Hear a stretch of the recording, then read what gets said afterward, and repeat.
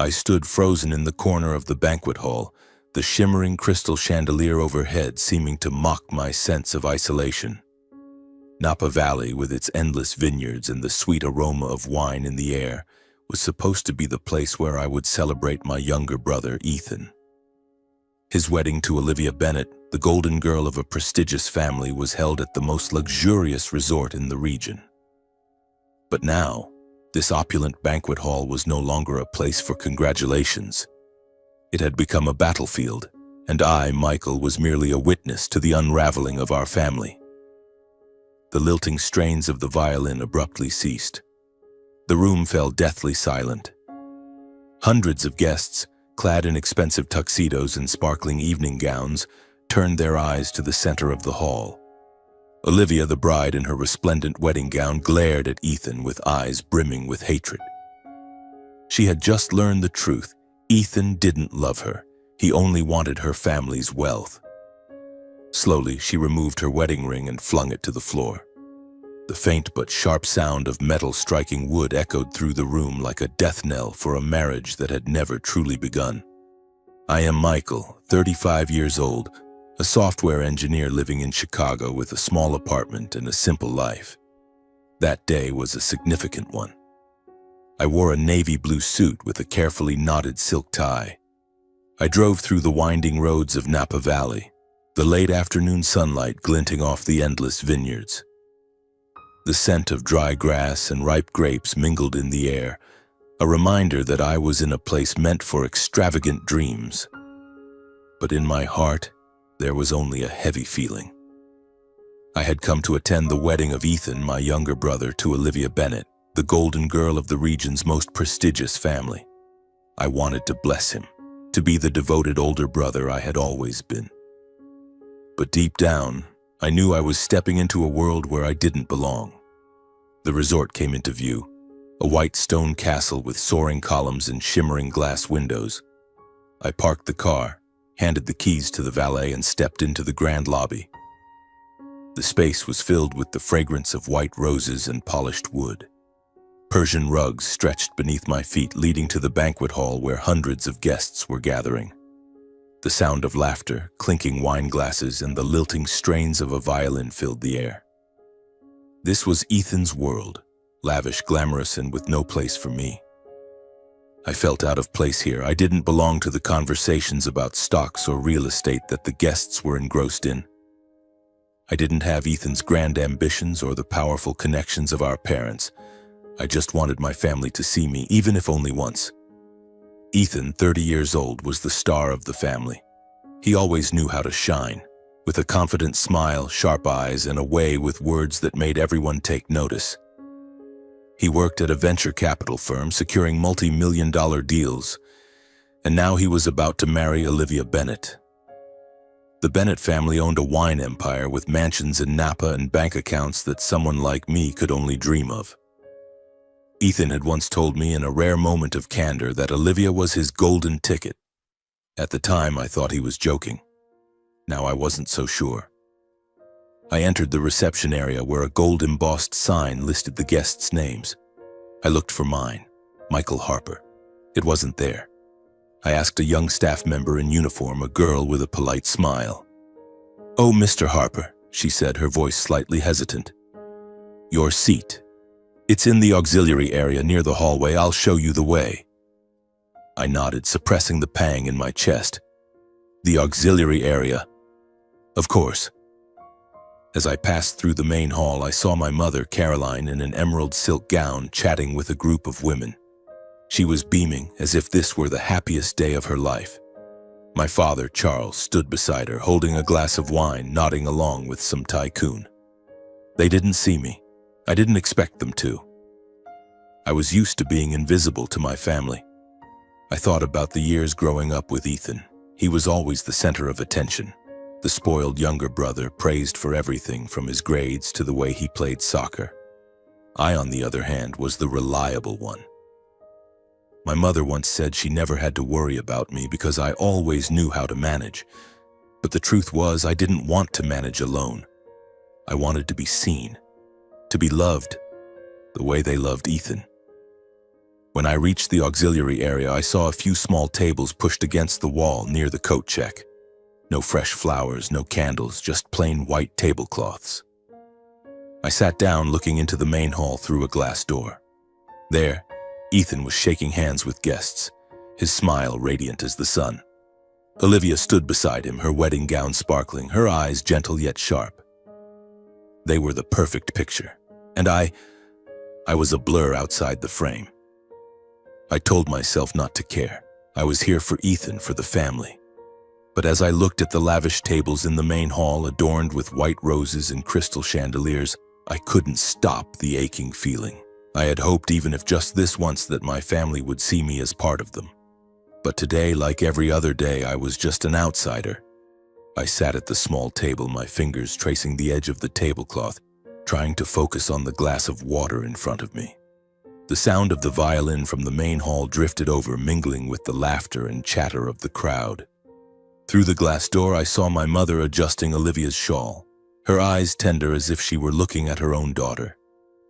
My father was patting Ethan on the shoulder, laughing heartily at some joke. They were a family, but I wasn't part of it. A server approached, placing a simple salad plate in front of me. I glanced toward the main hall, where appetizers were presented like works of art: lobster, caviar, and sparkling glasses of wine. I wasn't angry at the server, they were just doing their job. But the feeling of being pushed to the sidelines as if I weren't worthy of what my family was enjoying tightened my chest. I stood up, determined to find my mother. Maybe I could say something, even just a greeting. I entered the main hall, weaving through groups of guests engaged in lively conversation. The air was thick with the scent of expensive perfume and wine. I spotted my mother near the head table, adjusting a bouquet of roses. "Mom," I called, my voice soft but clear. She turned, the smile on her face fading. "Michael, there you are," she said, her tone light but lacking warmth. "Are you okay? I'm terribly busy taking care of Olivia and the guests." I nodded, swallowing the pang that rose within me. "I just wanted to ask, why am I seated in the hallway? I'm Ethan's brother." My mother frowned as if my question were an inconvenience. "Oh, Michael, don't make a fuss. The main hall is for close family and Ethan's important friends.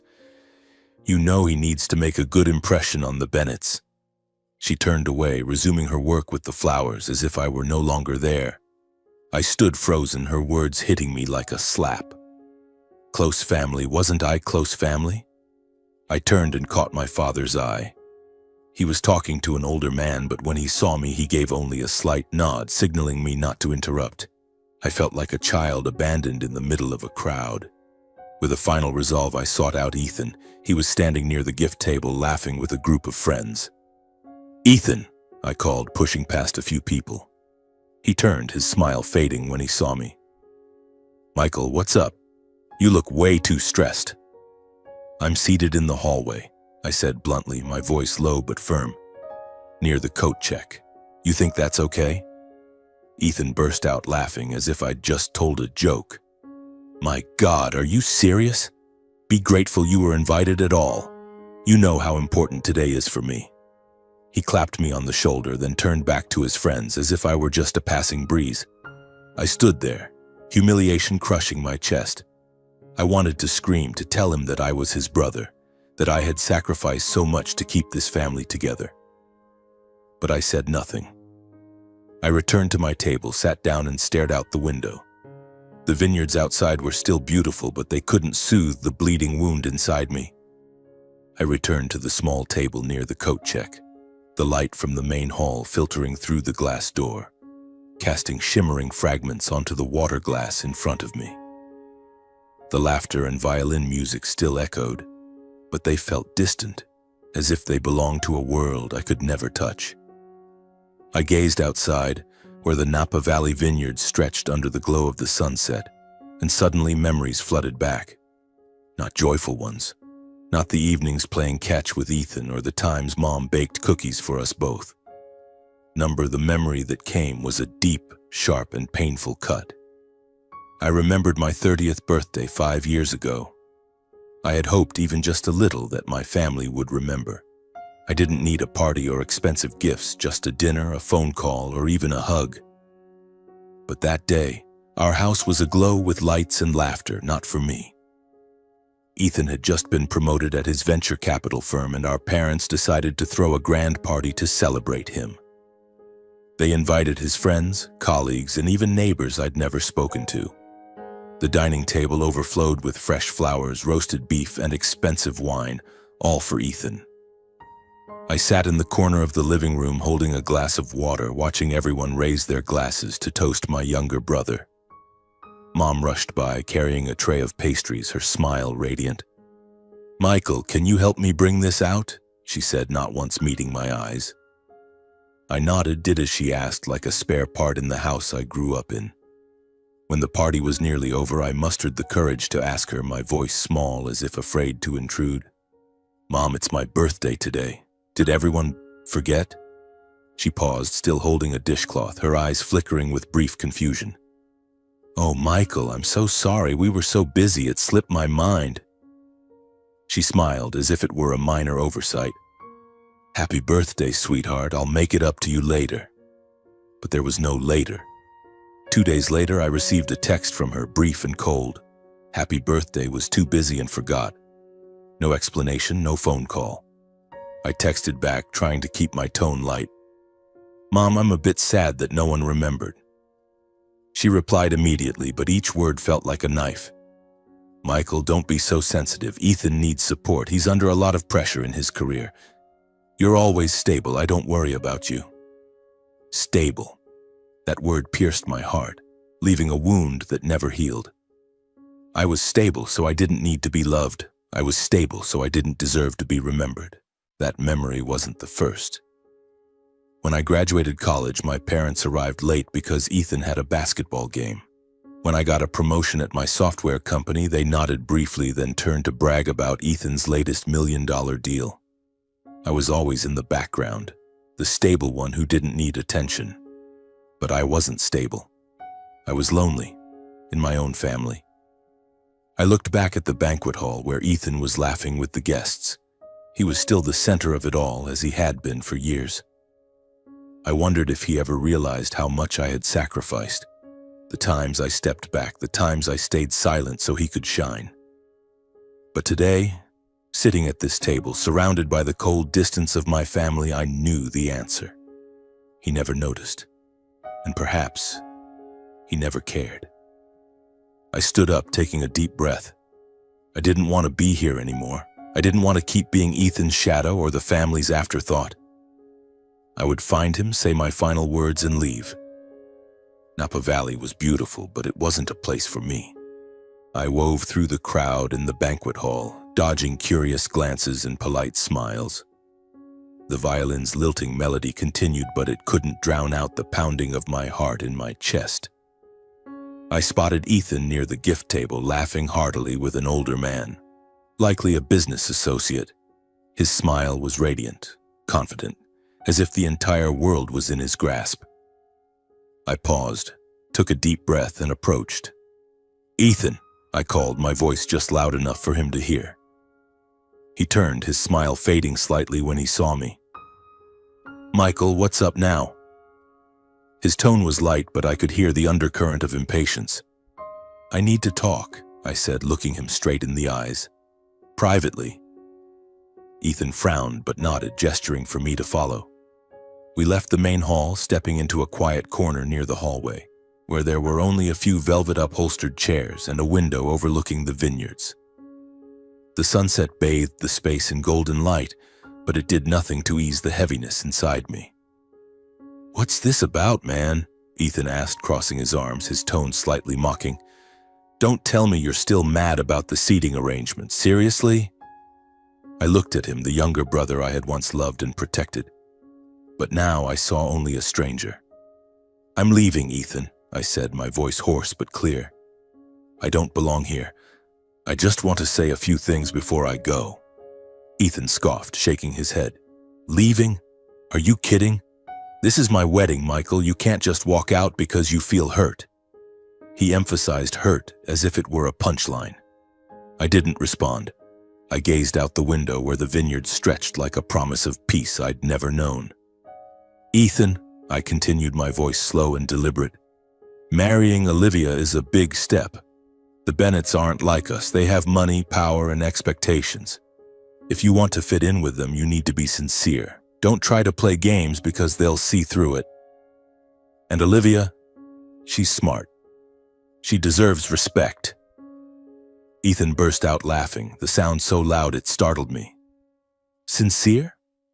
Oh, Michael, you're so naive. I've got everything under control. Olivia loves me, her family trusts me. I know how to make them depend on me, especially Olivia. She'll think I'm the perfect husband, and when the time comes, the Bennett fortune will be mine. He smirked, his eyes glinting with smug satisfaction. Don't worry, big brother. I'm playing this game well. I was stunned, not by his plan. I'd suspected it for a while, but by the brazenness in his voice. He showed no remorse, no hesitation. Ethan, I said, my voice trembling with anger and pain, don't you see how wrong this is? Olivia loves you. She's not a pawn. Ethan shrugged. That's life, man. Smart people know how to win. You should learn that instead of sulking at some corner table. He clapped me on the shoulder, then turned to leave as if our conversation was nothing more than a minor annoyance. I stood there watching his silhouette disappear into the banquet hall. In the quiet of the hallway, I caught the faint sound of footsteps. I turned and saw a figure slip by, white dress, hair pinned up. Olivia. My heart sank. Had she overheard? I wasn't sure, but the fleeting glance she cast, sharp and laced with suspicion, told me everything was about to change. I lingered in the corner of the hallway for a moment longer. The sunset outside the window casting a golden hue over the Napa Valley vineyards, but it couldn't calm the storm raging inside me. Ethan's words, smug, cold, and calculating, still echoed in my mind. The Bennett fortune will be mine. I wanted to believe he was just boasting, that he wasn't truly that heartless. But his eyes, devoid of remorse, had shattered any hope. I no longer recognized my brother. The soft click of high heels approaching pulled me from my thoughts. I turned to see Olivia standing there, her white wedding gown shimmering under the hallway lights. Her hair was elegantly pinned up, with a few loose curls framing her face, but her eyes no longer held the tenderness they had when she stood beside Ethan. They were sharp, filled with suspicion, and it made my heart sink. She had overheard, not everything, but enough to bring her to me. Michael, she said, her voice low but trembling slightly as if she were struggling to hold herself together.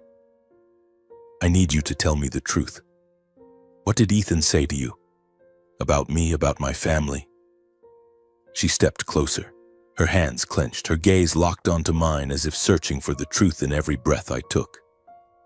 I hesitated, not because I wanted to protect Ethan, he didn't deserve it, but because I was afraid. Afraid that speaking would destroy everything, that it would shatter my family, cold as they were to me, beyond repair. But when I looked into Olivia's eyes, I saw her pain. She wasn't just Ethan's bride, not just a Bennett heiress. She was a person standing on the edge of an abyss, and I couldn't let her fall. Olivia, I began, my voice hoarse, I don't want to hurt you, but you need to know. I took a deep breath, my gaze drifting to the vineyards for a flicker of courage. Ethan bragged that he'd make you emotionally dependent on him. He said he'd play the perfect husband to win your family's trust. And then, he wants the Bennett fortune. Olivia froze, her hands dropping to her sides. He said that? She asked, her voice barely a whisper. I nodded, guilt weighing heavily on me. I'm sorry, Olivia, I told him to be sincere, but he didn't listen. She turned away, staring out the window, her shoulders trembling slightly. I thought she might cry, but when she faced me again, her eyes were harder than ever. I need to be sure, she said, pulling her phone from a small beaded clutch attached to her gown. I can't just believe it right away. Not because of you, Michael, but because I loved him. The word loved came out like a wound, and I understood her pain more deeply than I expected. Olivia called the Bennett family lawyer, her voice calm but razor sharp. I stood there, catching fragments of the conversation. Yes, I need to know now. Ethan Harper, the prenuptial agreement. She fell silent, her eyes darkening as the lawyer responded. When she hung up, she looked at me, her voice icy. Ethan asked the lawyer about ways to break the prenup to gain access to family assets in case of a divorce. He did it behind my back. I said nothing. The truth was speaking for itself. But Olivia wasn't done. She called Ryan, Ethan's best friend, who was somewhere in the crowd at the reception. She put the call on speaker, her voice cutting like a blade. "Ryan, I know Ethan's plan," she said, wasting no words. "He's manipulating me to get the Bennett fortune. You knew about this, didn't you?" Ryan stammered, trying to deflect, but Olivia didn't let him off. "Don't lie. If you don't tell the truth, my family will make you pay dearly. Choose." Under pressure, Ryan's voice broke. "All right. Ethan bragged that marrying you was his big bet. He said he'd change his life with the Bennett wealth. I didn't think he was serious." Olivia ended the call, her hands trembling, but her eyes now burned with fury. "Michael," she said, her voice now resolute. "Thank you. You didn't have to speak, but you did. I won't let Ethan destroy my family." She turned, her wedding gown gliding softly across the floor, but her steps were firm like those of a warrior. I stood there, feeling both relieved and burdened. I had done the right thing, but why did my heart still ache? I returned to the banquet hall, but didn't enter. I stood at the entrance, watching Ethan laugh and chat with guests, oblivious to the storm approaching. Olivia had disappeared into a small meeting room at the end of the hallway, and I knew she was preparing for the inevitable.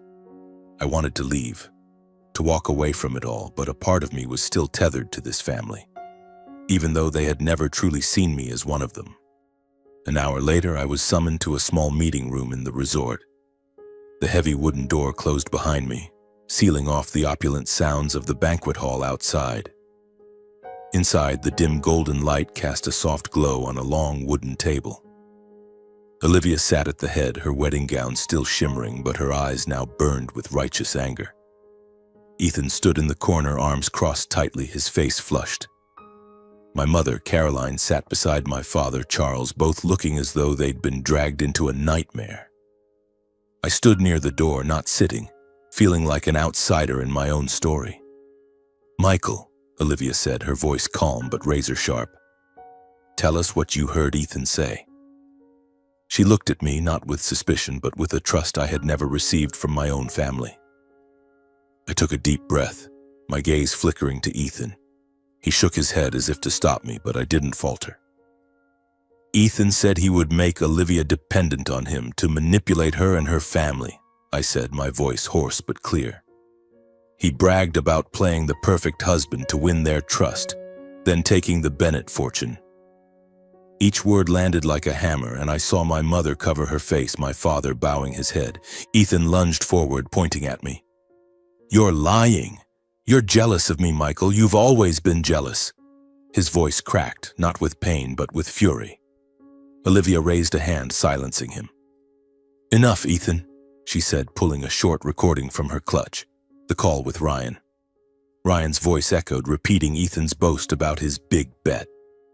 Then she placed a document on the table, an email from the lawyer confirming Ethan's inquiries about breaking the prenuptial agreement.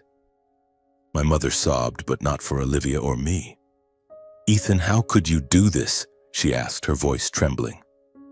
My father gripped her hand, but his eyes remained on Ethan, searching for an explanation that could salvage the moment. Ethan slumped into a chair, hands clutching his head. I just wanted us to have a better life," he mumbled. But no one believed him. Olivia stood, her gaze sweeping the room. "The wedding is canceled. Ethan, you leave now." She turned to me, her voice softer. "Michael, thank you." I nodded, saying nothing. My mother turned to me, her eyes red and swollen. "Michael, how could you do this to your brother?" Her words were a final dagger, but I didn't feel the pain. I felt only emptiness. I walked out of the room, leaving them with the truth. The door closed behind me, and for the first time I felt like I could breathe. I stood outside the meeting room, my back against the wall, my breathing still heavy from the confrontation. The closed wooden door couldn't block my mother's sobs from seeping through, but I didn't turn back. had spoken the truth, and though it pierced my heart, I had no regrets. The banquet hall at the end of the hallway still glowed with chandelier light, the violin's melody lilting as if oblivious to the storm that had just erupted. But I knew it was coming. The meeting room door swung open. Ethan burst out, his face flushed, eyes wild. "I won't let it end like this," he shouted, his steps unsteady as he stormed toward the banquet hall. Olivia followed close behind, her wedding gown gliding softly but her strides resolute. My parents trailed silently, my mother covering her face, my father's head bowed like lost ghosts. I followed last, not wanting to dive deeper but my feet carrying me toward the shimmering light of the hall. Ethan shoved open the banquet hall doors, the wood slamming with a thud that startled the guests. The violin fell silent, a deathly hush blanketing the room. Hundreds of eyes, expensive tuxedos, glittering evening gowns, turned to him. "It's all lies," Ethan screamed, his voice breaking, pointing at Olivia. "She and Michael set me up. They're jealous of me, of us." He turned to the crowd, desperate for support, but met only cold stares. Olivia stepped onto the decorated platform where the 5-tiered wedding cake stood like a bitter mockery. She raised a hand, commanding silence. "I'm sorry for interrupting," she said, her voice low but resonant. "But you all deserve the truth." She looked directly at the crowd, her gaze unwavering. "Ethan Harper doesn't love me. He planned to manipulate me and seize my family's fortune. I have proof. From our lawyer, from his own words to his brother, and from his best friend." Olivia presented the evidence methodically before the entire gathering. The hall erupted in murmurs that grew into loud voices, shocked and disdainful gazes fixed on Ethan. I glanced at Olivia's parents, Mr. and Mrs. Bennett, seated at the head table. Edward Bennett, a tall man with silver hair, gripped his wife Lillian's hand tightly. His face was flushed, not with anger but with humiliation. I saw him squeeze Lillian's hand harder, as if to keep her from breaking. Lillian, elegant in a lilac silk gown, covered her mouth, her eyes brimming with tears. "How dare he?" she whispered, her voice cracking, loud enough for me to hear from a few meters away. "We welcomed him like our own." Edward bowed his head, his eyes reflecting deep disappointment, not just in Ethan but in himself for trusting him. The guests, members of the elite who knew the Bennetts, began to turn away. An older man, likely a business associate, shook his head and stood to leave. Others followed, the sound of shoes on the wooden floor like the drumbeat of Ethan's unraveling. He stood in the center of the hall, hands clutching his head, muttering, "No, no, no." But no one listened. The perfect image he'd crafted, the golden boy, the ideal husband, shattered like crystal on the floor. Olivia stepped down from the platform, her gaze lingering on Ethan one final time. "You chose this path," she said, then removed her wedding ring and flung it to the floor. The faint, sharp sound of metal striking wood rang out, like a death knell for a marriage that never began. She turned to her parents, her eyes softening. "I'm sorry, Mom. Dad," she said, her voice catching. Lillian stood, embracing her tightly, while Edward only nodded, his gaze still fixed on Ethan with contempt. My mother sobbed, but not for Olivia or the Bennetts. She rushed to Ethan, wrapping her arms around him, whispering, "My boy, I'll fix this." My father stood beside her, silent, but his eyes avoided mine, as if I were the cause of this collapse. I stood at the hall's entrance, an emptiness enveloping me. I wanted to tell them I only spoke the truth, that I didn't mean to destroy anything. But I didn't. I was tired of trying to be seen. Olivia approached, placing a hand on my shoulder. "Michael, you don't have to stay," she said, her voice gentle but sincere. "Thank you again." I nodded, looking at her one last time before turning away. The banquet hall was nearly empty now, filled only with my mother's cries and Ethan's defeated silhouette. I stepped outside, the Napa Valley sunset still beautiful, but this time it didn't hurt.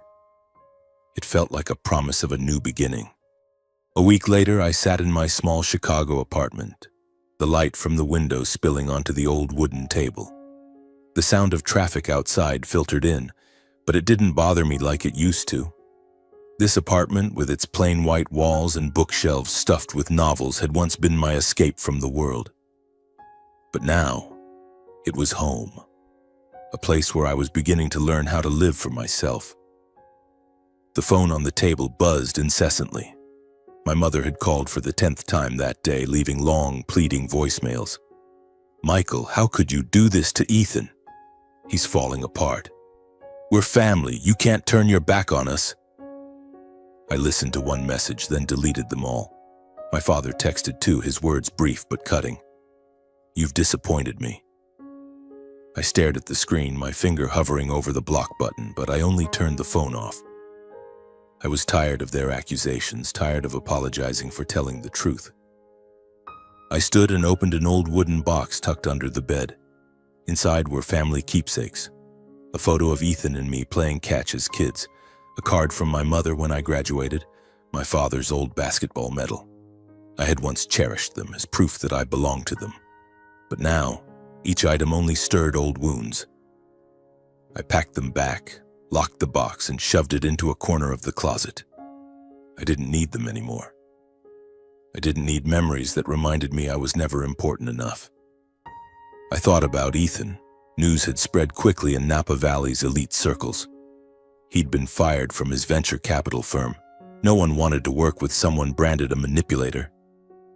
My mother called to say he'd moved back home, locking himself in his room all day, but I felt no pity. Ethan had chosen his path, and I was no longer responsible for carrying his consequences. Olivia had texted me a few days earlier, her message brief but warm. "Michael, thank you. I'm doing okay, and I hope you are too." I smiled as I read it, but didn't reply. She owed me nothing, and I didn't want to intrude on her new life. I was just glad she'd escaped Ethan as I was trying to escape my own family. I opened my laptop and booked a flight to Colorado. I'd always dreamed of hiking in the Rocky Mountains where no one knew me, where there were no accusing stares or crushing expectations. I imagined standing on a peak, the cold wind whipping past, and for the first time I wouldn't feel alone. Not because someone was beside me, but because I had chosen myself. That night I sat on the sofa, holding a cold cup of coffee, gazing out the window. Chicago sparkled with city lights, but they no longer made me feel lost. I thought about the years I'd spent trying to please my family, the times I stayed silent when overlooked, the times I let Ethan shine.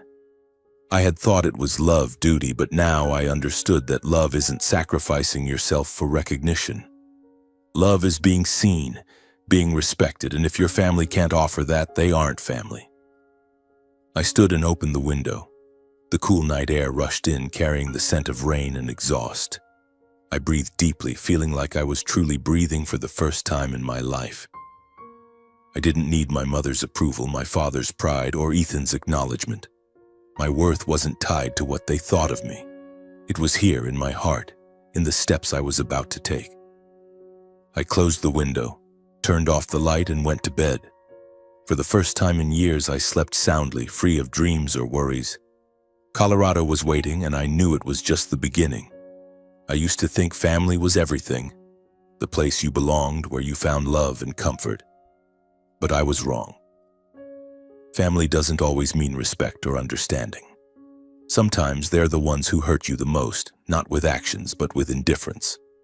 Walking away from toxic relationships is an act of courage. It doesn't mean you're giving up on love, it means you're choosing to love yourself. I learned that true family is those who see you, who lift you up instead of dragging you down. And if you don't find them in blood, you'll find them out there, in friends, in strangers, or within your own heart. I stepped out of my family's shadow not to run away, but to find myself.